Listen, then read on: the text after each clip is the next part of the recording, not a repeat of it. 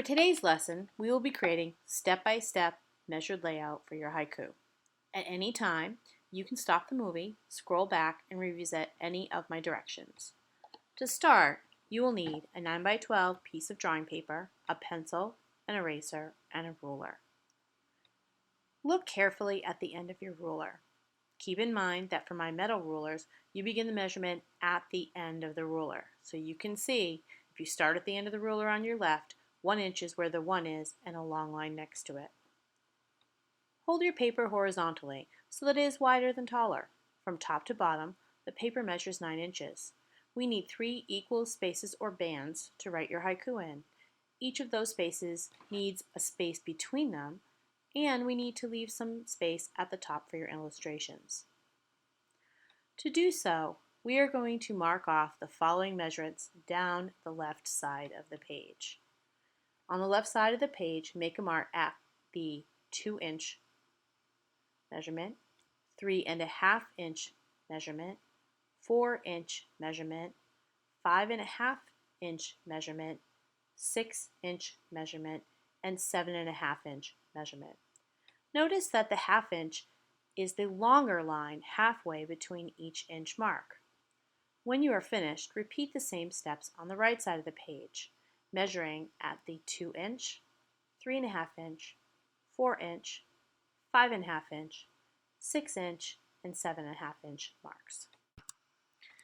Now that you have marks on both sides of the page, please connect the lines from left to right at each of the measurements. What you will see is that you will have 3 large bands going across the center of the page. In the middle of each of the large bands, you are going to measure and mark the 3/4 inch mark on the left and again on the right. The 3/4 inch mark is halfway between the 1/2 inch and 1 inch marking on your ruler. When you get those both on each side of the page, make a dashed line from the left to the right of each band at the 3/4 inch marks. This line represents the height of your lower letters. Your uppercase letters will fill the band. You are now ready to begin hand lettering your haiku. To figure out the center of each line, you're going to count all the letters of the first line of your haiku and divide by 2. This will include spaces and punctuation. That will tell you which letter should be in the centermost place on the page. For the first line of our example, an old silent pond, if we count all of the letters and the spaces between the words and the 3 dots afterwards, we come to 22 spaces. And I need to divide that number by 2 to find where the center placement would be. For odd number spaces, you can divide by 2 and add 1 to get the placement of the center letter.